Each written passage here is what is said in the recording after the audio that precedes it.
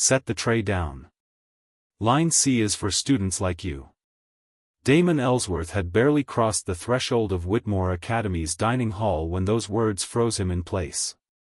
The black entrepreneur had only come to surprise his daughter with a quiet lunch together, but the sharpness in that stranger's voice made his fingers clench around his bag strap. As students stepped aside, Damon spotted Simone holding an empty tray while a white cafeteria supervisor jabbed a finger toward her face. Did that woman have any clue whose child she'd just humiliated? If stories like this keep you watching to the end, subscribe and turn on notifications so you never miss what comes next. The smell of burnt coffee and floor polish always pulled Damon back to a version of himself no boardroom had ever erased.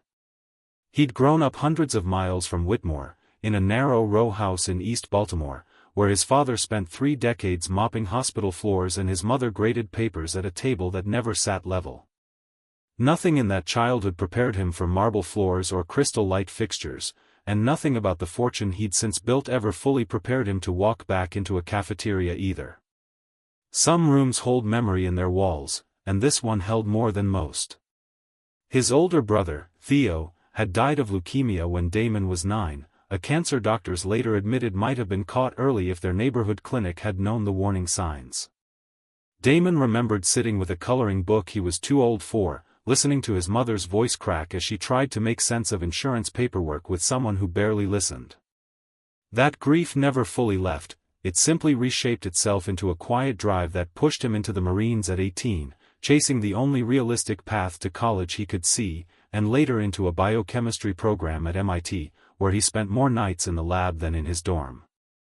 Ellsworth Biosciences began in a rented garage with 2 used centrifuges and a plan scribbled on the back of a discharge form. Now it was worth over $4 billion, running pediatric cancer trials in hospitals nationwide.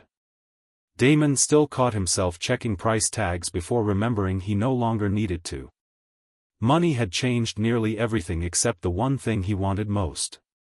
2 years earlier, his wife Renee had collapsed in their kitchen from an undetected brain aneurysm, and since then Damon had been running a company and raising a daughter with the same stubborn exhaustion he'd once used to survive basic training. Simone was a senior at Whitmore, the kind of student who spent Saturday mornings reading molecular biology papers for pleasure. She'd asked her father, gently but firmly, not to tell anyone at school who he was. She wanted her grades, her acceptance, her place on the science team to mean something separate from any company earnings report. Damon honored that, even sitting through orientation nights as just another dad in a golf shirt while other parents dropped names of clubs he'd never considered joining. What neither of them yet understood was that inside Whitmore's cafeteria, a woman named Deborah Sinclair had spent 18 years quietly building her own small empire. She'd taken over food services under a previous principal who trusted her completely and rarely asked questions. When he retired 6 years earlier, the school cut oversight instead of expanding it, leaving Deborah the only person with real control over the meal card system, able to flag accounts, adjust balances, or redirect a student without anyone noticing. Nobody checked her work, because for 18 years nobody had needed to.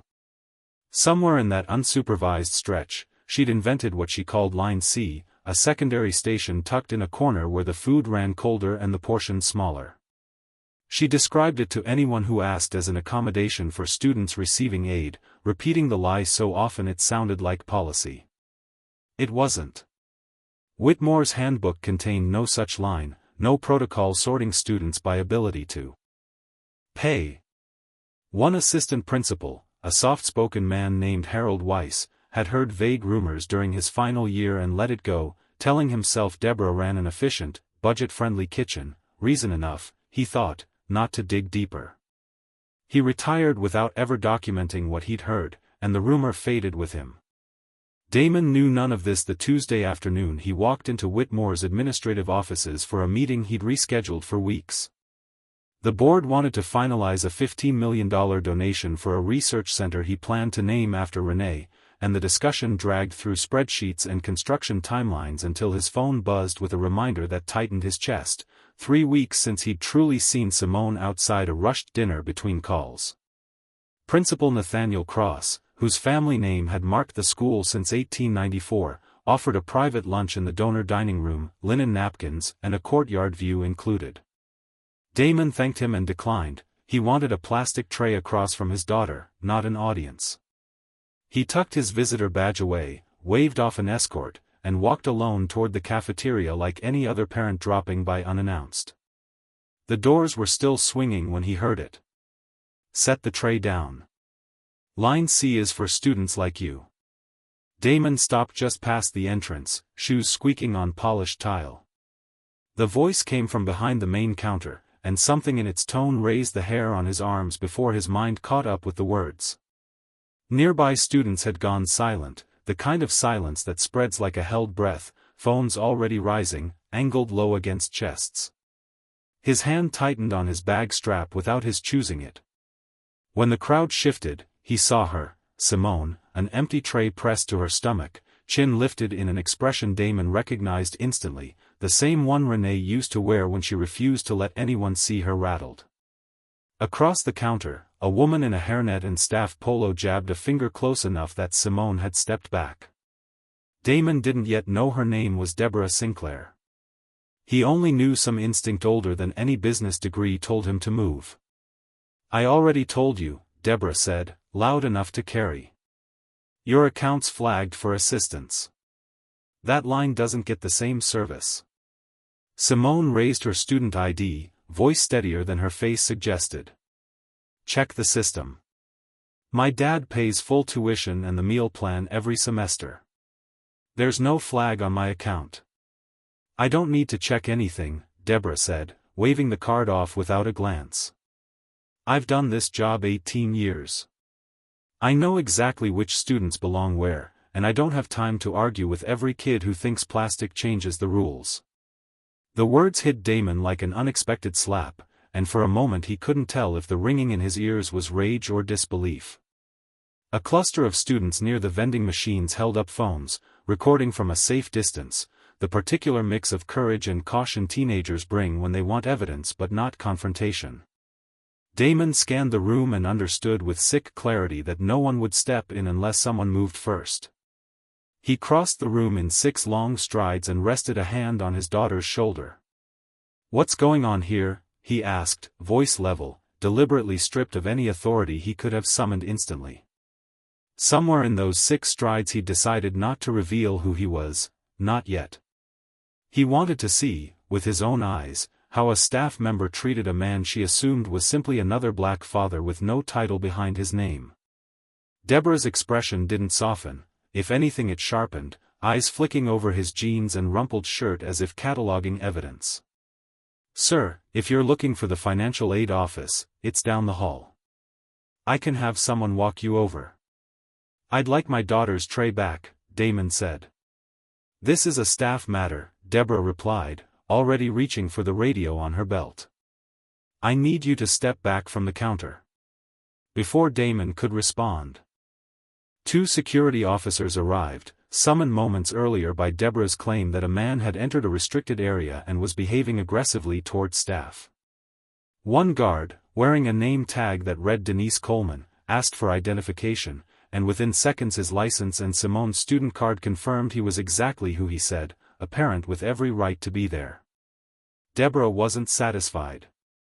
She insisted on searching his bag, citing a policy no one could name, and when Damon calmly refused, she yanked the bag off his shoulder before Denise could stop her, dumping its contents onto the counter in front of dozens of watching students.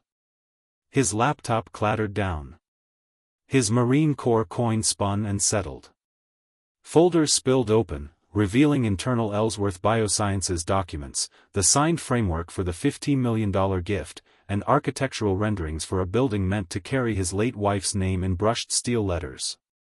Deborah barely glanced at any of it before declaring the documents probably stolen, that something felt off, that security should hold him until they sorted out what he was really doing on campus. Damon looked down at his wife's name scattered across a public floor and felt something in his chest go still and cold. He could end this with one sentence: reveal who he was, watch her composure crumble, have her fired before lunch ended. Part of him wanted that more than his next breath. But another part, the part that had spent nearly 2 decades building a company by asking careful questions before reacting, wondered whether firing one woman on the spot would fix anything, or simply let everyone else in the building exhale and pretend nothing happened. He knelt, gathered his things silently, and turned to Denise. "I'd like to speak with the principal. Now, if possible."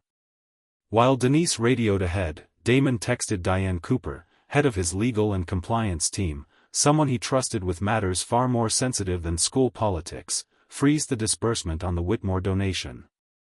Not canceling. I need time to understand what environment my daughter's actually been in before I sign anything else." He sent it before he could second-guess it, then messaged Principal Cross directly, "Come to the cafeteria now."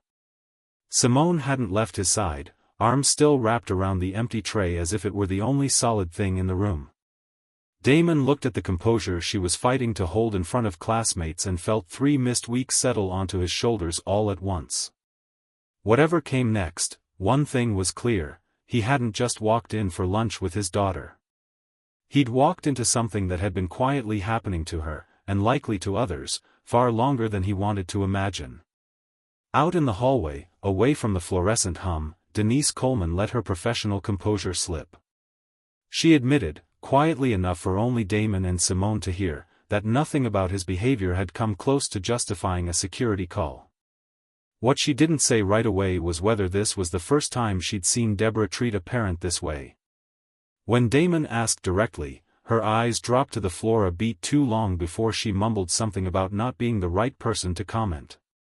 Simone caught up moments later, tray forgotten behind the counter, and the mask she'd worn inside finally cracked. In a voice barely above a whisper, she told her father Deborah had been targeting her for weeks, ever since she'd first been redirected to Line C without explanation. She hadn't said anything, thinking she could handle it alone, the same way she tried handling everything since her mother died, without asking for help. It wasn't only Simone. 2 other students who'd followed them out, a sophomore named Alyssa and a junior named Jordan, admitted they'd been pushed toward Line C2, along with several Black and Latino classmates they could name immediately. Some had simply stopped eating in the cafeteria, skipping lunch rather than face being sorted in front of peers. A tall junior, Tyler Brooks, approached next, phone still in hand, screen paused on the confrontation Damon had just lived through. He confirmed what Denise hadn't said outright, that Line C appeared nowhere in Whitmore's official handbook, that he'd spent 20 minutes checking the school's posted financial aid policies and found no mention of any such system. He'd recorded the whole exchange from the moment Deborah raised her voice, hoping it might someday matter. Something cracked open in Damon's chest that had nothing to do with anger and everything to do with grief. His daughter had carried this alone for weeks while he sat in board meetings discussing donation timelines. She looked up at him, and before he could offer comfort, she spoke first, voice tight with something close to apology. "I didn't want people thinking the only reason I could stand up for myself was your money and your name," Simone said. "I wanted to handle it like everyone else has to." Before Damon could answer, Principal Nathaniel Cross came striding down the hall, tie askew, clearly having rushed since receiving the message. Recognition crossed his face as he registered exactly who stood before him, a major donor, surrounded by students with phones raised.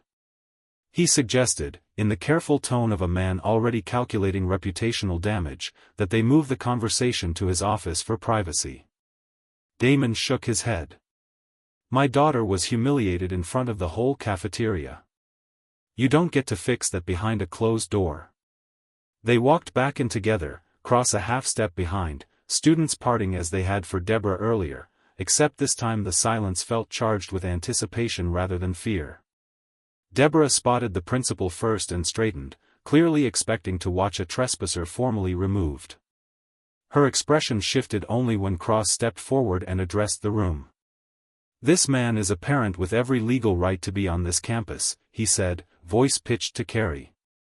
"He is not an intruder, and he has not behaved aggressively toward anyone. I need everyone to understand that." It wasn't a full introduction yet, but enough to make Deborah's confidence falter for the first time since Damon walked through those doors. She still didn't know his name, still didn't understand why a principal had personally rushed down to vouch for him, but something in her posture had already begun to shrink. Simone didn't wait for anyone else to fill the silence. She stepped forward, voice steadier now, and told the gathered students exactly what Line C was, how long it had existed, and how many had been quietly sorted through it without any official policy behind it. Tyler offered to play his recording for anyone who doubted her. One by one, other students spoke up about their own experiences with Deborah, comments about their families, assumptions about who could afford what. A cafeteria worker near the serving line, an older woman named Sharon, who'd clearly been debating whether to speak at all, finally admitted Deborah had warned staff more than once that anyone complaining about how the lines were run would find their hours cut the next semester. The admission landed hard, confirming this wasn't one bad interaction but a system left unchecked for years. Cross's face went pale by the time Sharon finished. With dozens of students watching and phones still recording, he had little room to maneuver. He turned to Deborah and, a voice cracking slightly, informed her she was suspended effective immediately pending a full investigation.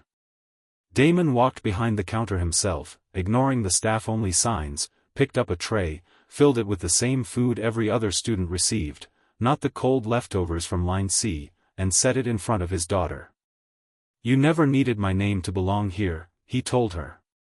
For a moment, standing there in the sudden quiet, it felt almost like an ending.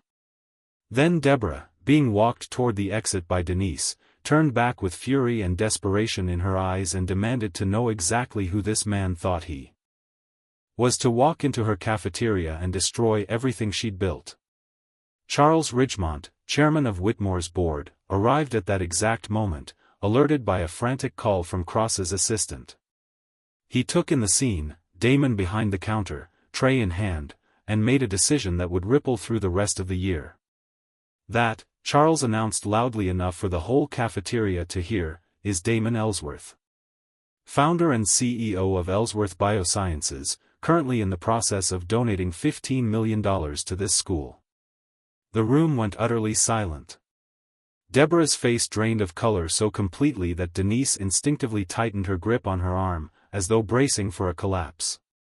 Phones that had been recording out of curiosity now scrambled to capture the moment properly, and within seconds Damon understood this would not stay contained within these walls. He set the tray down and looked at Charles, then Cross, then finally Deborah.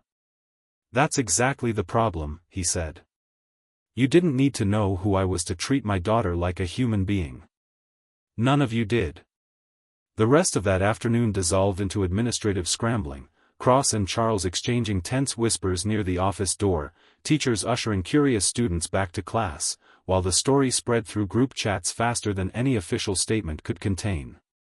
Damon stayed only long enough to make sure Simone was steady, then drove home with his jaw clenched, replaying every choice, surprised to find he wouldn't have changed his decision to hold back and investigate first. Diane Cooper called that evening with the particular calm she used when a situation had grown complicated enough to demand real strategy. Over the following days, her team combed through 8 years of Whitmore's meal card records, security footage, archived staff files, and a folder of parent complaints quietly closed without real follow-up. What they found confirmed Damon's worst fears. Deborah had systematically flagged dozens of Black and Latino students as aid recipients despite full tuition and meal plan payments. Not a single white student's account showed similar unauthorized changes. Several parents had filed formal complaints over the years, each closed with a note attributing the issue to a communication misunderstanding, a phrase repeated so often Diane began to suspect it functioned less as explanation than template. Tyler's video, uploaded that same evening with Simone's permission, spread far beyond campus within hours. Alumni Damon had never met began posting their own memories of Line C, some from years earlier, describing something never formally addressed. Parents flooded the school's social accounts with questions, and local journalists began calling by the next morning.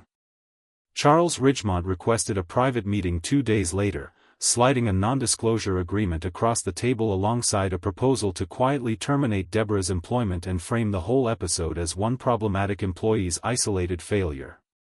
He argued, with the practiced smoothness of someone who'd navigated crises before, that protecting the school's reputation ultimately protected every student still enrolled, including Simone. Damon read through the pattern of closed complaints stretching back nearly a decade and slid the agreement back and signed. "Your own records show administrators knew about this for years," he said. "This was never one woman acting alone. It was a system that let her, and I'm not signing anything that pretends otherwise." Deborah, meanwhile, had hired her own attorney, and within days a heavily edited video began circulating, cut to make it look as though Damon had cornered her at the counter, using wealth and stature to intimidate a longtime employee just doing her job. The footage conveniently excluded everything Tyler had captured. For a brief, unsettling stretch, public opinion splintered, some defending Deborah as a scapegoat, others questioning whether a billionaire had any business getting personally involved in a school employee dispute at all. Then the situation shifted from difficult to dangerous. Whitmore's board announced, citing student privacy policy meant to protect students from being filmed without consent, that Simone and Tyler were being suspended for recording a staff member without authorization. The same policy meant to shield students was now turned against the two who'd spoken up. Around the same time, Diane discovered key sections of the meal card database had been deleted, timestamps showing the deletions occurred hours after the investigation officially began. Two staff members who'd privately agreed to testify about Deborah's threats stopped returning calls, clearly frightened. Charles warned Damon directly that if he kept releasing internal records to the press, the board would pursue legal action against Ellsworth Biosciences for what he called improper financial interference in school operations, a threat dressed up as procedure. Online, the narrative around Simone twisted cruelly, strangers calling her a spoiled billionaire's daughter, manufacturing outrage. The weight of it finally broke through the composure she'd held since that first afternoon. She told her father, through tears she'd clearly fought for days, that she wanted to leave Whitmore entirely, that she couldn't understand how a center meant to honor her mother's memory had become tangled in a scandal about race and money. Damon sat with her that night longer than he had in months, and for the first time since Renee died, felt the humbling limits of everything he'd built. Every dollar in his accounts, every contract his lawyers could draft, none of it could undo the look on his daughter's face or erase what strangers online were saying. The donation remained frozen, the center meant for Renee sat in limbo, the evidence had been deleted, the witnesses gone quiet, and his own daughter no longer wanted to walk through those doors. For the first time in longer than he could remember, Damon wasn't sure whether he was failing as an executive, a father, or both. He woke the next morning having reached a decision he should have made days earlier. He stopped viewing the $15 million as leverage to protect and started viewing it as a tool to actually help the students who needed it. He called Diane before 7 and told her to formally withdraw the funds from the school's direct control, redirecting the full amount into legal support for families affected by years of quiet discrimination. If the school wanted to fight him over it, they could fight him in public, where everyone could watch. That shift changed the entire shape of the investigation. Instead of waiting for witnesses to come forward, Damon and Diane worked through the list of parents whose complaints had been dismissed, calling each directly to ask what had really happened. Most assumed nothing would come of speaking up again, exactly why so many had gone quiet in the first place. One call led them to Walter Higgins, a professor at a nearby university whose son had graduated from Whitmore 5 years earlier. Higgins had filed a detailed complaint about Line C back then, receiving only a form letter thanking him for his feedback. He still had a copy, along with email exchanges the school's records no longer contained, and handed everything over without hesitation, saying he'd been waiting 5 years for someone to actually ask. Denise Coleman reached out to Simone directly a few days later, meeting her in the parking lot after school rather than risk being seen talking to her inside. She admitted she'd stayed quiet during the investigation out of fear for her job, but watching Simone dragged online by strangers made that fear feel small by comparison. She agreed to give a full statement confirming Damon had never behaved aggressively and that Deborah's accusation had been fabricated from the start. Diane's team also tracked down a young IT contractor, Melissa Grant, who had raised concerns internally months earlier about unusual activity in the meal card database. Concerns that had gone nowhere. Melissa was nervous about the risk, worried about references and future contracts, but after Diane walked her through the legal protections available to whistleblowers, she agreed to hand over server logs proving the deletions occurred within hours of the investigation's start. With Deborah suspended and no longer able to threaten anyone's hours, the cafeteria staff who'd gone silent finally found their nerve. Sharon gathered several co-workers and helped draft a joint written statement confirming Line C had existed for years and that staff complaints had reached administrators long before Damon ever walked through those doors, complaints reaching as far back as Harold Weiss's final year as assistant principal, though he'd long since retired and moved out of state, unreachable and unaccountable for what he'd once chosen to ignore. By the time the formal hearing was scheduled, Diane's team had built a case no longer resting on a single deleted database or a few frightened witnesses. It rested on a professor's 5-year-old complaint, a security guard's sworn statement, a contractor's server logs, and a stack of signatures from cafeteria staff who'd finally stopped being afraid. Damon read through all of it the night before and felt, for the first time in weeks, something steadier than anger settle into his chest. The hearing was held in Whitmore's largest auditorium, packed with parents, students, board members, and enough local reporters that Diane arranged an overflow room with video feed. Damon had prepared notes about the frozen donation and the legal exposure the school now faced after 8 years of ignored complaints. When he stood to speak, he set it all aside. "I'm not here to talk about money," he said, looking at the crowd rather than his notes. "I'm here to talk about a girl who did everything right. She kept her grades up. She kept her head down. She never asked for special treatment, and she still had to stand in a cafeteria and prove she deserved a lunch that had already been paid for." He never mentioned Ellsworth Biosciences, the $15 million, the Frozen Center, or Charles Ridgemont's threats. He simply described, in plain terms, what it felt like to watch his daughter defend her own dignity to a woman who'd already decided, before a word was spoken, that she didn't belong. Simone stood from her seat near the front without anyone prompting her and walked to the podium herself, something Damon hadn't planned and wouldn't have asked of her. She looked out, found Tyler's face among the students in back, and asked the question that would end up quoted in nearly every article written about Whitmore in the following weeks: why does a student need a rich father before anyone believes what she's saying is true? The silence that followed lasted only a moment before it broke apart entirely. One by one, other students who'd been quietly pushed toward Line C over the years began standing themselves, some still enrolled, others alumni who'd driven back after seeing Tyler's video online. Alyssa spoke about being redirected during her freshman year and never understanding why. Jordan described skipping lunch for an entire semester rather than face it again. Each story added weight until the pattern Diane's investigation had documented on paper became something the entire room could see and hear for themselves. The board's findings, released 3 days later, confirmed what the evidence had already made undeniable: Deborah Sinclair had engaged in a sustained, systematic pattern of discrimination against Black and Latino students, manipulating financial records and creating an unauthorized serving line with no basis in school policy. She was formally terminated and barred from future employment involving direct contact with students in the district. Charles Ridgemont resigned from the board within the week, along with 2 other members whose names appeared in the recovered complaint files, each having personally signed off on dismissing a parent's concerns years earlier. Principal Nathaniel Cross followed shortly after, submitting a resignation letter acknowledging, in careful but unmistakable language, that he had prioritized the school's reputation over the safety of the students he was responsible for protecting. The suspensions against Simone and Tyler were reversed immediately, and the board issued a public apology to both of them and every student who had come forward. Whitmore's search committee quickly named a new principal, a longtime administrator named Dr. Renata Foster, who had spent years advocating internally for stronger oversight of the food services program, advocacy that had previously gone nowhere. Dr. Foster wasted no time.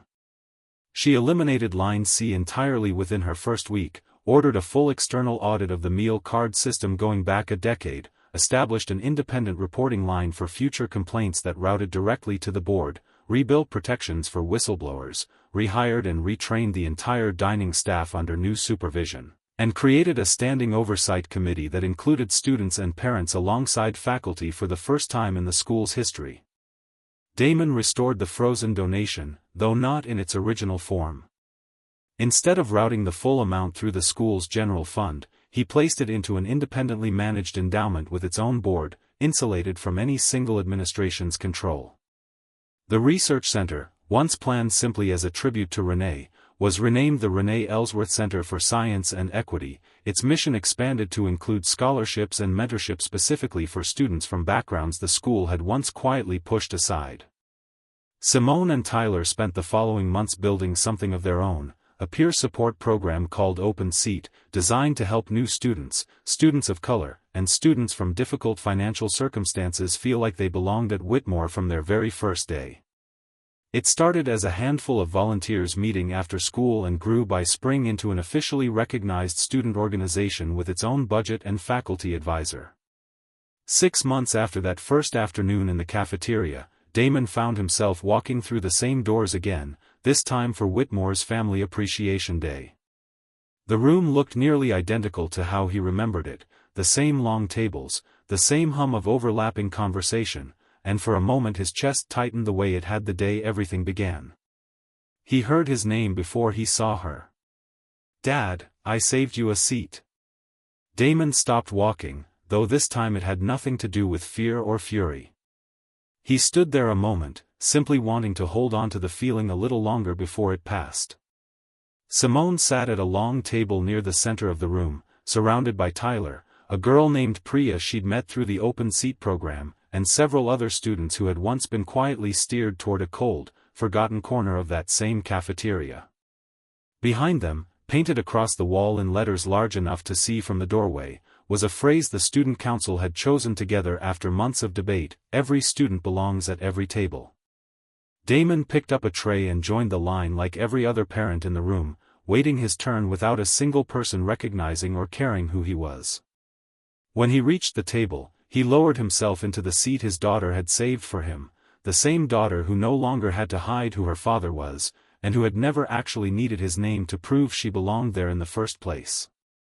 He could have used his money and influence to end one woman's career in a single afternoon, and some quieter, angrier part of him would probably always wonder what that would have felt like. Instead, he'd chosen something slower and far more difficult, dismantling a system that had operated in the shadows for 18 years, one witness, one document, one uncomfortable conversation at a time. Simone didn't have to hide who her father was anymore, and nobody in that cafeteria needed to know he was a CEO to understand that his daughter deserved to be treated with respect. That, Damon had finally come to understand, had never been the point at all. If this story moved you the way it moved us to tell it, take a second to subscribe and share it with someone who needs the reminder that quiet dignity can outlast any system built to ignore it. And if you've ever had to prove you belonged somewhere, you already earned your place. We'd love to hear your story in the comments below.